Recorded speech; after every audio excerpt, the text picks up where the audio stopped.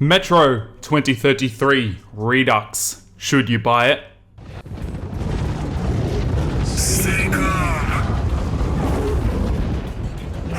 These reviews contain personal opinions. Proceed at your own risk.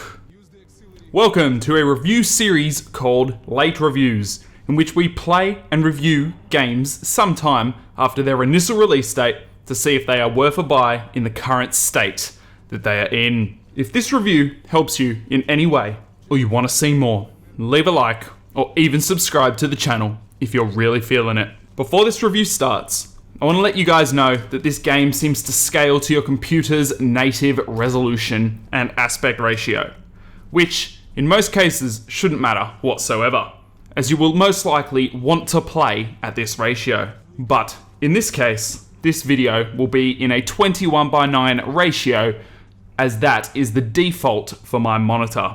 When I tried to run the game at 16:9, it appeared squashed and stretched, and all the characters looked like dwarves. But this issue shouldn't affect you unless you are trying to alter the resolutions like me, and hopefully this 21:9 ratio will give it more of a cinematic look. With the upcoming release of Metro Exodus scheduled for next year, the first game in the Metro series seemed most logical to do a late review on, and thank you also to Tankish5 for the suggestion. Metro 2033 Redux is the definitive version of the original Metro 2033 game, and basically rebuilt the game into the newest 4A engine at the time, and 4A Games are the developers of this game. So in other words, Redux is a better looking and better running overall version of the game. This time round, I've decided to split this review into categories to allow for a more structured setup. First up, we have one of the first aspects of a game that you experience, which is graphics.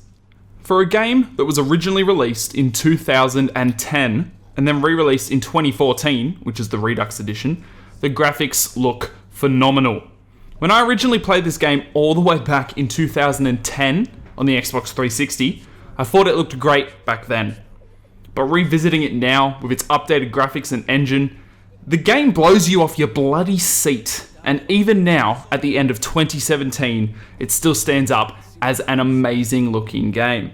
You can tell the quality of all aspects of the game's textures have been dramatically upgraded, all the way to the incredible normal maps on the endless concrete rubble on the ground. If graphics were a concern that you had about this game, then consider that concern gone. Next up, leading on from the graphics, is atmosphere and immersion. Personally, these are two of the biggest things that constantly bring me back to a game. No matter what the game is or looks like, if it feels like you are actually in the world and the game fully portrays the sense of atmosphere it is going for, that game is already a step ahead on my list. But does this game do that? 100% yes. I would put this game as one of the top games on my immersive and atmosphere list, if I had such a list. The combination of dim lighting in the underground metro, very minimal heads-up display, crazy particle effects constantly happening, and even small things such as the cracks and ice forming on the edges of your gas mask, or the blood splatter of enemies needing to be wiped off with your spare hand. This game truly makes you forget you are playing a video game and draws you into the world with everything it's got. Adding into the atmosphere, we have the next category of music, sounds, and voice. Starting off with music.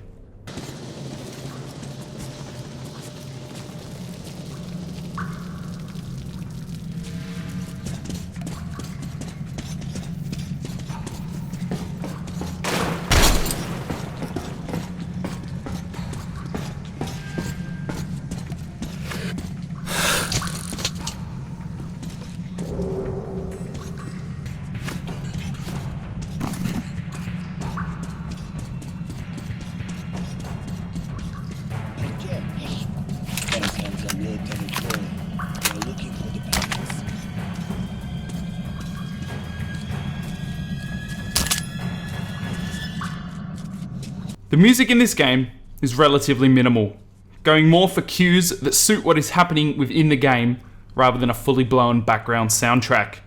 The game likes to build up suspense with classic horror movie suspense music to keep you on your toes and worried about what is going to happen next.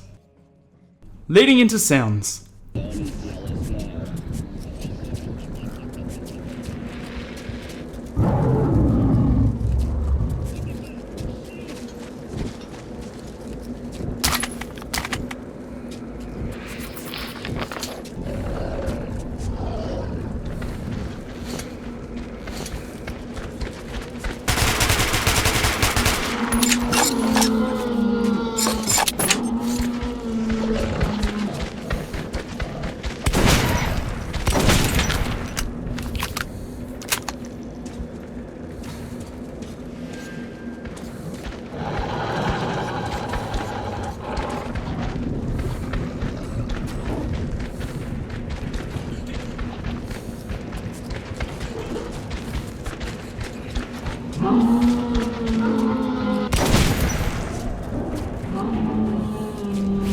The game thrives on its ominous and mood-setting ambient sounds and noises. This fits snugly in with the atmosphere of the game as you hear creaks and groans happening all around you, as well as creatures roaring and making terrifying noises in the distance, such as the large flapping wings of the demons or the hurried footsteps of a creature attempting to ambush you. The guns sound powerful and make you feel like you are actually wielding something capable of taking down these dangerous creatures.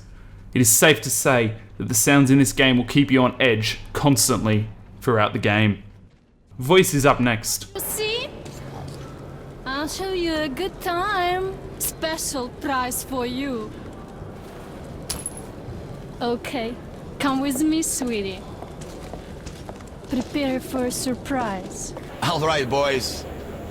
Let's train to our friend Artyom, who goes right through monsters and anomalies alike.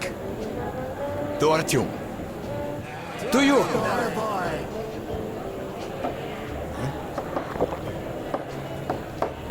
Hell, if not for you, Artyom, we'd have been shredded like cabbage. You deserve a medal. Due to this game being based in Moscow, Russia, about every character you run into has a Russian accent. Despite the voice acting not being too wonderful, it is passable and doesn't really affect the gameplay or immersion at all, but it's definitely not the best I've heard. That is, for the English voice acting at least. It is possible to switch the voice acting over to Russian, which helps add to the immersion of the game and makes the voices and characters feel far more genuine. Now, we get to jump into the gameplay category. Is it actually a fun game to play? As mentioned before, what truly makes this game for me is the atmosphere and feeling of immersion within the game. If you were to strip all of this away, the game is a first-person shooter with decent gun mechanics and relatively intelligent AI. They definitely aren't the most intellectual and won't go out of their way to hide and sneak up on you, and sometimes will struggle to even see you when looking at you. But at other times, they can be damn right terrifying and absolutely rip you to shreds before you have a chance to react. There are multiple playstyles and difficulty modes in Metro 2033 Redux. The two different playstyles you can choose between when starting the game are Survival, in which resources are harder to find and has a strong emphasis on resource management and tense combat, or Spartan, in which the combat and stealth are more forgiving and is better for players who prefer the game to be more fast-paced and action-heavy. There is also more resources available in this playstyle. Then we move on to the difficulty options, which include Normal, which is recommended for regular first-person shooter players, Hardcore, which limits resources and requires incredible skill and tactics to succeed, Ranger, in which the HUD and UI are limited and hints get disabled, as well as dealing and taking more damage, with even less available resources. And finally, Ranger Hardcore, in which the HUD and UI are completely removed and the difficulty is ramped up. This mode is basically immersion central and designed for the most hardcore of players.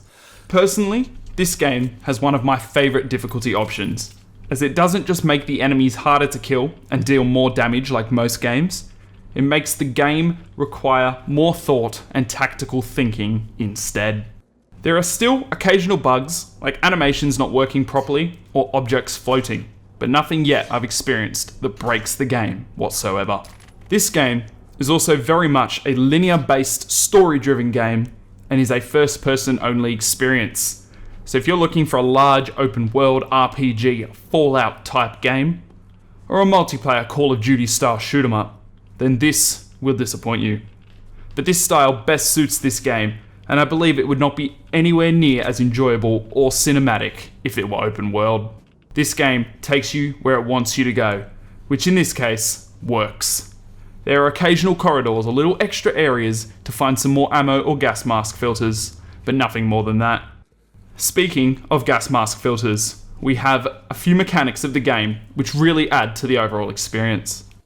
The first is that when you go to the surface above ground, you will need to put a gas mask on in order to breathe, or you will die very, very quickly. It is very much possible to run out of gas mask filters whilst above ground, so taking your time might not always be the best course of action. Another mechanic is the fact that you carry a handheld battery charger, which is used to charge your battery for your flashlight and night vision. As your battery loses power, so will your flashlight, leaving you vulnerable in the darkness, needing to be charged up whilst in possible danger.